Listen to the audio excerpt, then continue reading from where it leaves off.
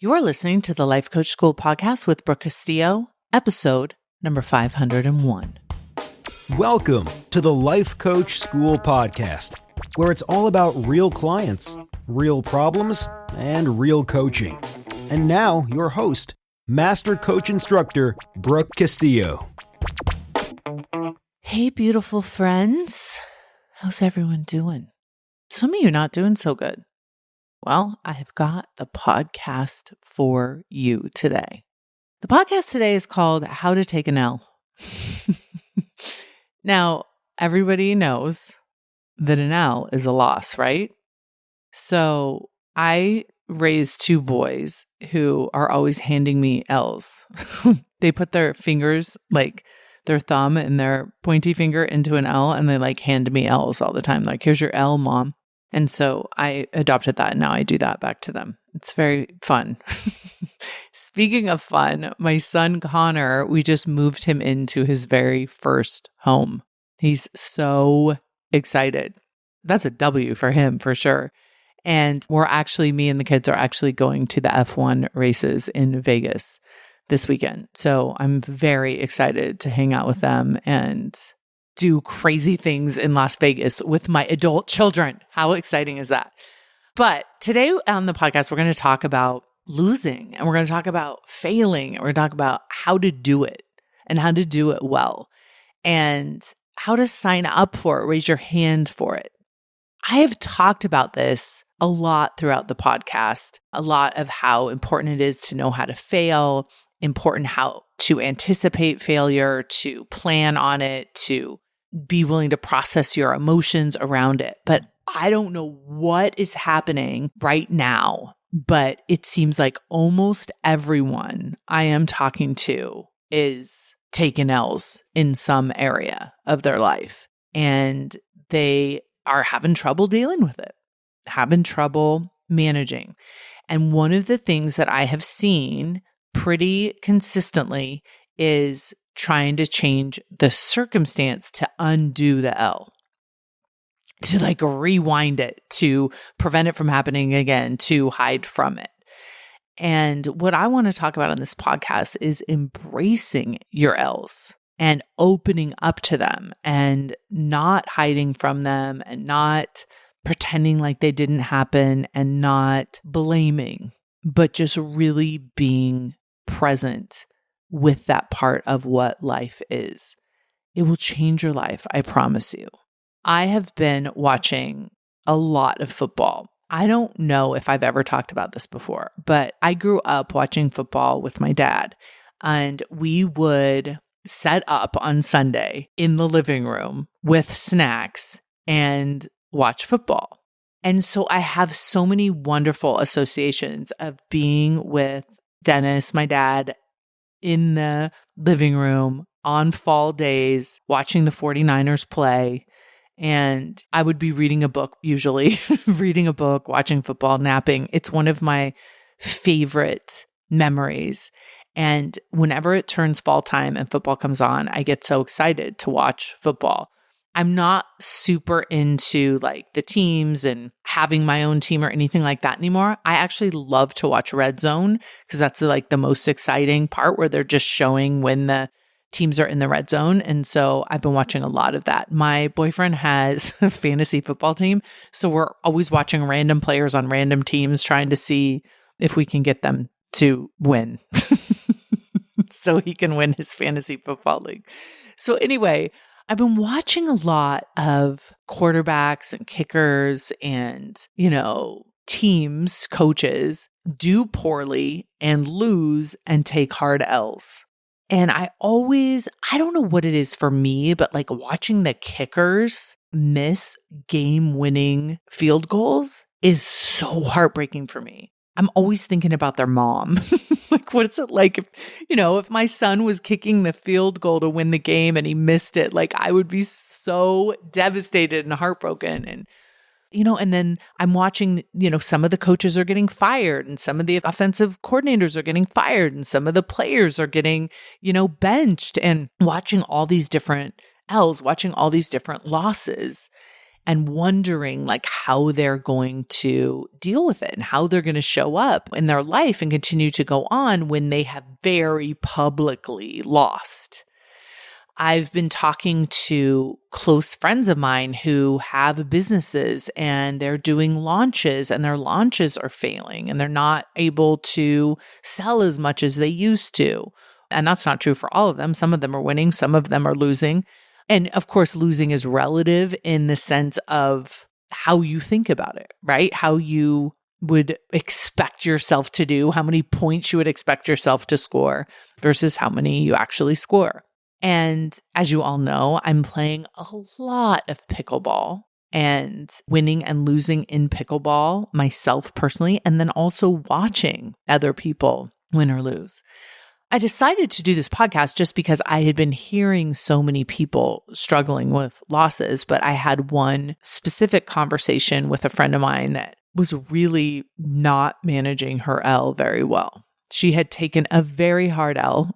She had not done as well as she had wanted to do, and she did not win the game in her business and was really trying to approach it from a way of undoing it and justifying it and kind of giving up. And I'm wondering if that's what's going on for some of you too. Maybe you're losing in a relationship, or maybe you're losing in a goal that you're trying to achieve. Maybe you're losing in your health. Maybe you're losing in your fitness. Maybe there's just a point where you need to just sit down and be like, okay, I'm going to take this L. And make sure that you don't apply it to the rest of your life. So for example, if I lose a pickleball game today, it does not mean that I'm a loser in pickleball for the rest of my life. It means I lost a pickleball game. It doesn't mean I'm a pickleball loser, right? And yet, how many of us, when we lose a game, start thinking of ourselves as losers? We lose a season in our life. We start seeing ourselves as losers. So for my friend, she tried something new in her business. She tried a new program and tried to launch it and tried to sell it, and it didn't do what she would hoped it would do. And she lost money on it. And she was thinking of herself as a loser. And she was deciding that nothing in her business was working and that she probably still shouldn't be in business anymore and that she didn't want to show her face anymore. And it's so crazy. I know that so many of you can relate to this, especially if it is a loss that you're experiencing publicly. So other people know you have lost, right? So it's like these quarterbacks, or you're playing in a pickleball tournament, or you're running a business and you're doing a launch and it's not working out, right? There's other people that are noticing that you're losing. And for me, and this has happened to me many times, people think I don't lose. That's not true. I lose a lot, but I win a lot too because I stay in the game. I've been around a long time. I'm not going anywhere, right? And I am willing to take chances. I'm willing to fail. I'm willing to fail publicly and to get it wrong and to make adjustments. I just recently talked about this at my last mastermind.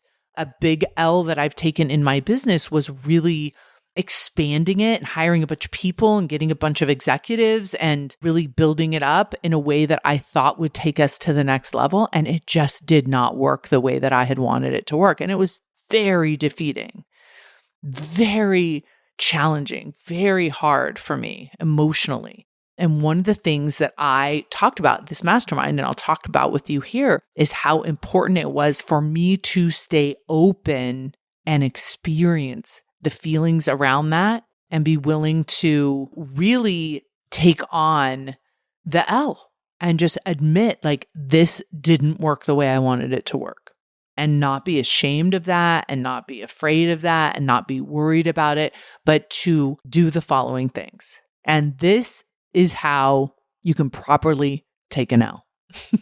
All of you. Okay. The first thing that you need to do is just accept it. Is just be like, that's a score. I lost. Okay. I was hoping to win. I was hoping this is what would happen. I was hoping to be standing on that podium and getting applause. And instead I'm over here with my L getting booed. Be there.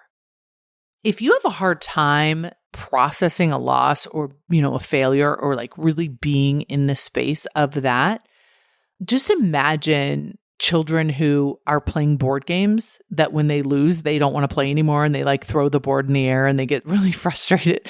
Like, that's okay. That's how we feel inside. But the difference between us and a small child is that we can regulate and we can process and we can step 2, learn. We can learn from our losses. We were recently driving home from pickleball, E and I said to him, hey, I want to talk to you about why we lost that game. And I want to talk to you about like what we can do better so we don't lose anymore. And for me, that is part of the processing of it, is like reviewing it, looking at it, seeing what I did wrong and owning it. Like, we deserve to lose that game, period. I'm not saying it's their fault. The sun was in my eyes. It was your fault that you didn't do it right. It was whatever. I'm not making excuses, not blaming anyone, but just learning, right? Processing is number 1. Accepting and processing. Step 2 is really learning. What can I learn from this L? What can I take away? How can I make myself stronger for having done it? Now, when you learn from your losses, when you use the information from a loss to make you better, you may become even better than you would have had you not lost. And this is one of the most important lessons that you can hear and be taught. And I know that many of you have heard it before. You will learn so much more from your failures than you will from your wins. And I really do believe that's true on 2 accounts. I believe it is very important to learn how to feel the pain of loss, the pain of failure, because the better and more skilled you get at it, the more willing you will be able to do it more. And when you think you should never lose, and you should never fail, and you should never be criticized, and you should never feel shame, you miss out on taking chances and putting yourself out there and trying to grow. I will, for example, never regret ever trying to build a big team and scale with people. I will never regret that, because now I know the way that I approached that and the way that I did that did not work. And I have so much more knowledge now than I did before I did that. And because of that, my business is going to be so much better. And I am going to be so much better as a human. I'm so excited to play pickleball against players I know are way better than me. So I can go play pickleball against a team that I know isn't as good as us, and I can win. I'm not going to learn anything in that game. I mean, I might, but I'm probably not. I'm probably going to have fun, but I'm not going to learn as much. If I play against players that are way better than me, I learn so much. I learn, I can't be cutting over to the side, and I can't be hitting it high, and I can't be doing this. And I learn from watching them do it well too. I learn from watching them kick my butt. And I learn where I'm weak and where I need to be stronger. And I learn where my ideas were right and my decisions were right. It's all so similar, right? So similar in business, so similar in pickleball. Same with relationships.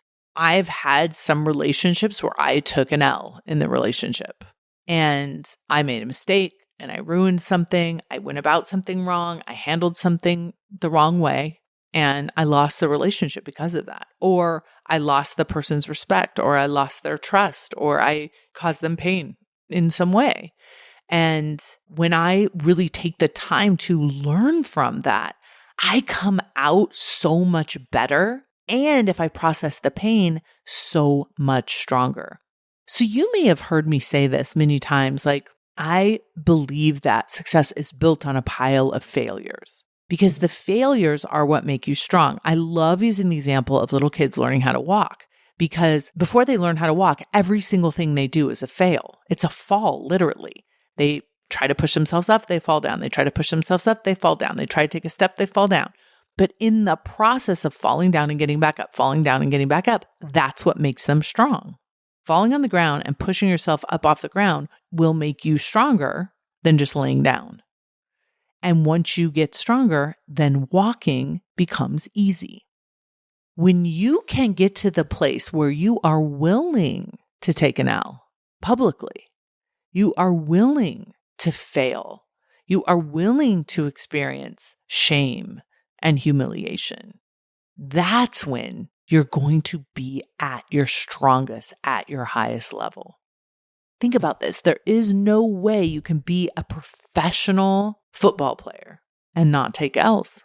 And you may be taking L's throughout a game, but you may also be taking L's throughout a season, right? There's all those little losses that you're going to take when you miss the ball or drop the ball, but you're also going to be taking losses throughout the season.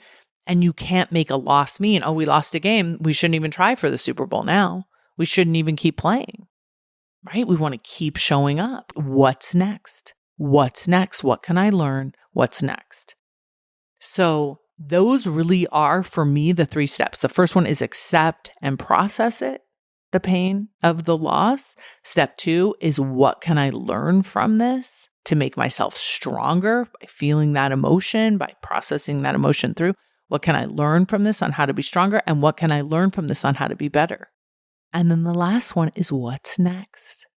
Will I dwell here or will I move on to that next version of myself that's better because I lost this game, because this fail happened?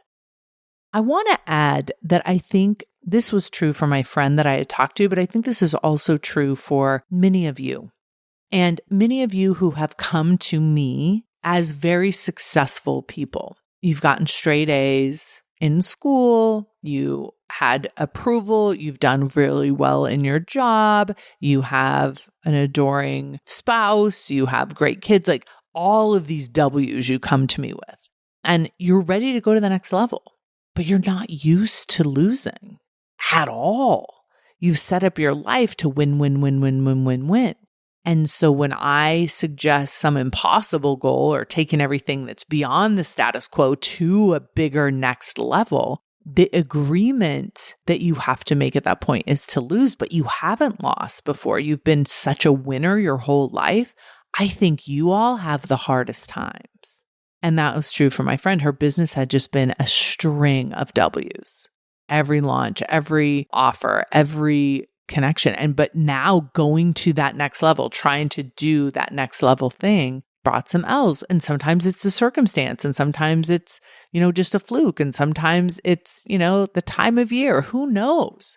But if you're used to winning a lot, you're going to have a hard time losing if you don't have any practice at losing. And this is why I want to encourage you to have bigger goals. If you're not someone who has lost a lot, you're not going to be good at it. You're not going to be good at accepting those L's. You're not going to be good at learning from them. You're not going to be good at moving on to what's next. The bigger your dreams are, the bigger your ideas are, the bigger chances you take, the more losses, the more L's, the more fails you're going to live through in your life. And I'm like, let's go. Don't forget that you signed up for this. Don't forget that this is what you want. This is a big part of your life. For those of you, I don't know how many of you have watched the Beckham documentary, but it is so fantastic. I loved it. And you see in that documentary him making one mistake, taking one huge L, and the price he had to pay publicly, with the public shame that he got for that one mistake, and how he accepted it, learned from it, moved on, kept playing, kept showing up, is truly a testament to, I think, his ultimate success. I think he was stronger and better because he went through that, not in spite of it. And so for any of you who feel like you're taking an L right now, you've just lost something, or you're losing, I want you to remember you are not a loser at all. You are someone who wins, and you're someone who also loses.